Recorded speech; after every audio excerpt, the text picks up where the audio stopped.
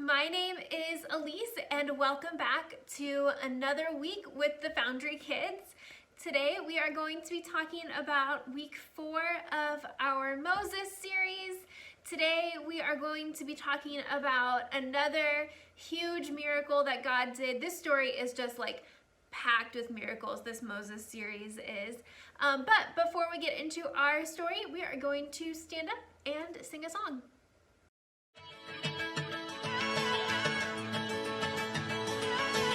You never turn away, you never leave my side. And every time I call your name out just to find that you're already right here with me, never been alone. I can trust you with my heart, 'cause this I know. You are always faithful, you love me from the start. No matter what I'm facing, I will trust you with my heart. You are more than able to lead me through the dark. Your love is never failing, I will trust you with my heart. Whoa, I will trust you with my heart. There are days when I feel I need a friend, and then I hear your voice reminding me again that you're already right here with me, never been alone. I can trust you with my heart, 'cause this I know. You are always faithful, you love me from the start. No matter what I'm facing, I will trust you with my heart. You are more than able to lead me through the dark. Your love is never failing, I will trust you with my heart. Whoa, I will trust you with my heart. No matter what may come, no matter what I go through, God, you are never gonna fail me. I will trust you with my heart. No matter what may come, no matter what I go through, God, you are never gonna fail me. I will trust you with my heart. You are always faithful, you love me from the start. No matter what I'm facing, I will trust you with my heart. Yeah. You are more than able to lead me through the dark. Your love is never failing, I will trust you with my heart. Whoa, I will trust you with my heart. Whoa, I will trust you with my heart. Whoa, I will trust you with my heart.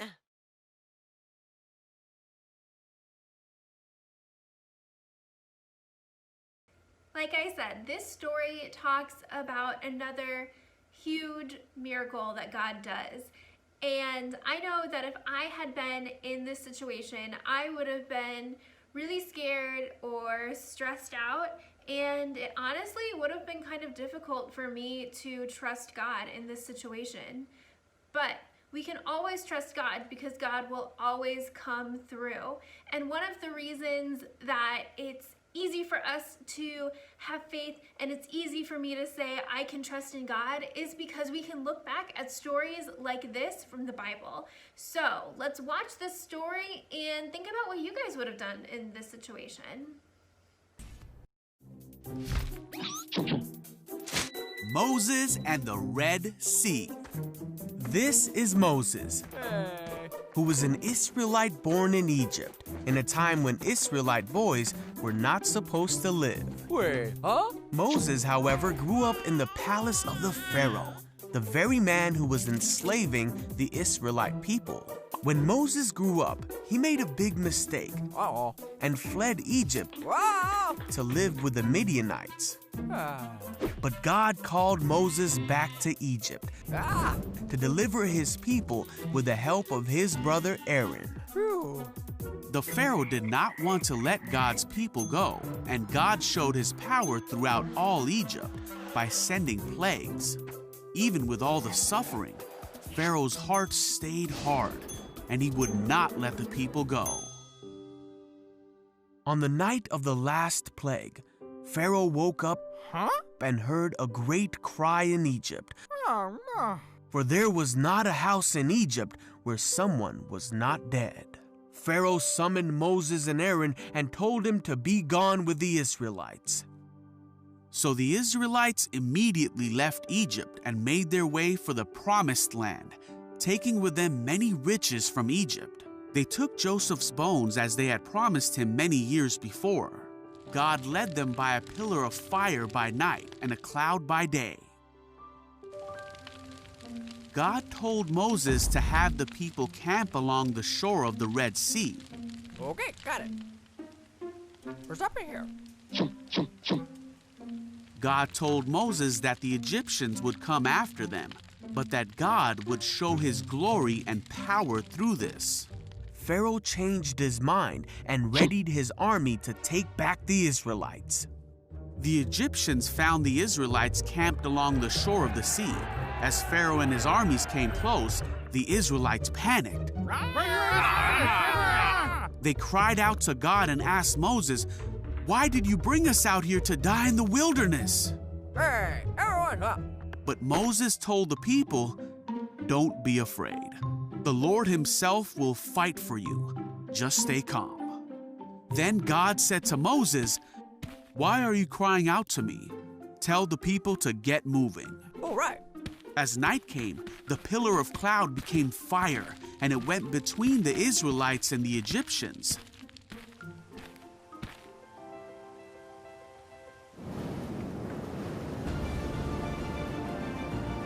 Then Moses raised his hand over the sea, and God opened a path through the water with a strong wind.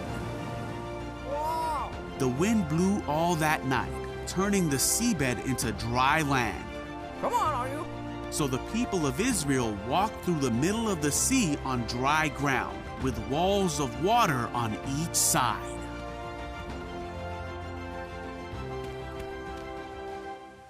Come on.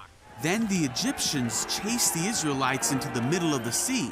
But just before dawn, God looked down on the Egyptian army from the pillar of fire and cloud, and he threw their forces into total confusion. "Let's get out of here, away from these Israelites!" The Egyptians shouted, "The Lord is fighting for them against Egypt." When all the Israelites had reached the other side, God said to Moses, "Raise your hand over the sea again." Who got it? Moses raised his hand over the sea, and the water rushed back into its usual place. The Egyptians tried to escape, but God swept them into the sea. That is how God rescued Israel from the hand of the Egyptians that day. When the people of Israel saw the mighty power that God had shown against the Egyptians, they were amazed. They put their faith in God and in his servant Moses. What would you have done in that situation? Let's watch another video and learn even more about this story. What's up, everybody? My name is Caroline, and this is Rewind. You guys know the drill by now. Rewind is a show where we compile the best videos that YouTube has to offer and show them to you, our loyal viewers, because we love you. Now let's get started.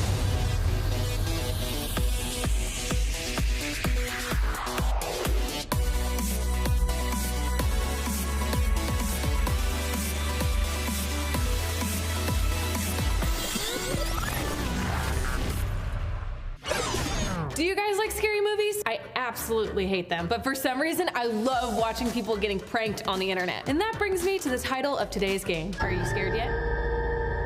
I will subject myself to 5 of the best prank videos online and rate them on the Scaredometer. You know what's up. A 1 is not so scary, and a 5 is super scary. I think I just peed myself. Make sense? Let's do it. Okay, let's take it from the top. Video number 1. Oh my goodness, this poor little boy. That bear just moved. Oh my gosh. Oh my gosh, look at that slow motion. That little kid's face was so intense. But I don't think a stuffed bear would scare me that much. So I'm gonna have to give it a 2 on the Scaredometer. What, you guys think I get scared easily? No, not at all. I'm sticking to my original score of 2. All right, next video. Video number 2.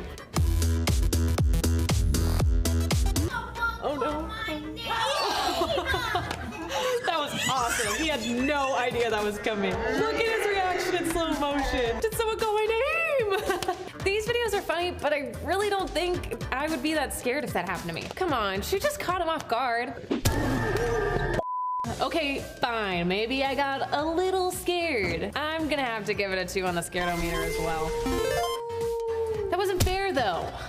I have our next video.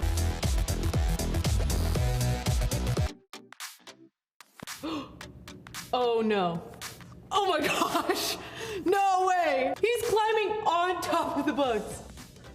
Oh my gosh. He just climbed on top of that thing. He went into the freezer. That's how freaked out he was. Oh no. Oh no. No, no, no, no. See, now that is actually something to be scared about. Man, I think I'm gonna have to give that one a 4 on the scaredometer. Video number 4.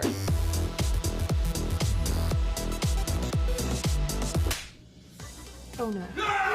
Oh my goodness, poor little boy. He just went straight to the ground. Okay, so let me get this straight. A grandpa hid in his house with a fake sword with the lights off to scare his grandson? Yeah, that's pretty awesome. I'm gonna have to give that one a 3. I better be nice to my grandpa. All right, next video. Video number 5. Why is everyone watching? What is going on?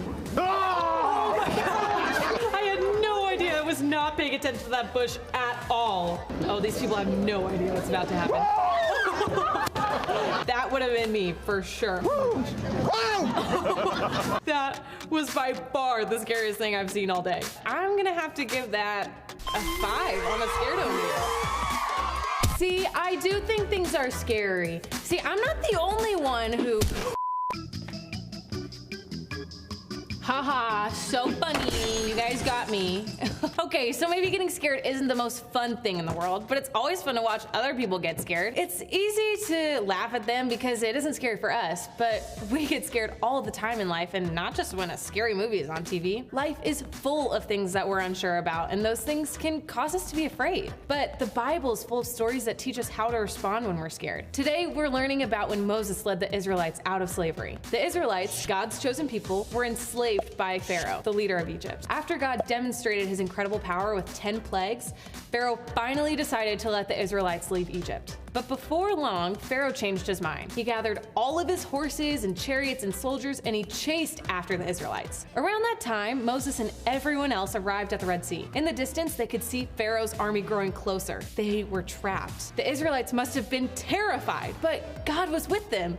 He told Moses to raise his staff, and when he did that, God sent a strong wind that parted the water of the Red Sea, creating a path for the Israelites to cross. Once they made it to the other side, Moses once again raised his staff over his head, and the waters of the Red Sea came crashing down on the Egyptian army. I don't know about you guys, but I would have been terrified if I saw the Egyptians coming. I probably would have been even more scared crossing the Red Sea with huge waves of water ready to crash down at any moment. But when it came down to it, the Israelites had faith in God in that moment. They were brave when it mattered most. Sometimes this kind of bravery can seem impossible to have ourselves. I get scared all the time over things that are so much smaller than what the Israelites encountered. It can be easy to see the Israelites as some people in a story who were totally different than us.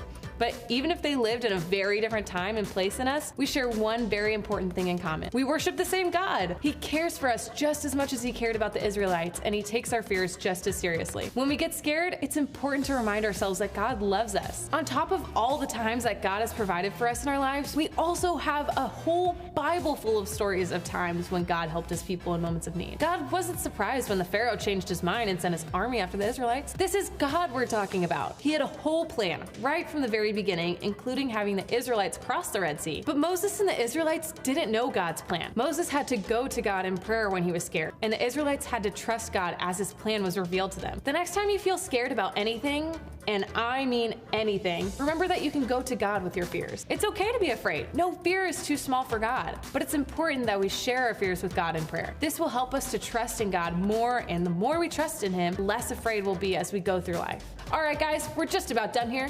We'll catch you back here next week for another episode of Rewind.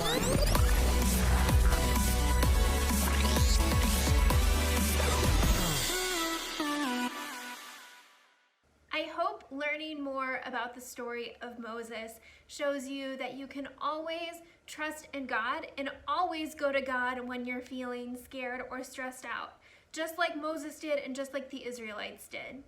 I can't wait to share even more about Moses with you next week, and I'll see you soon.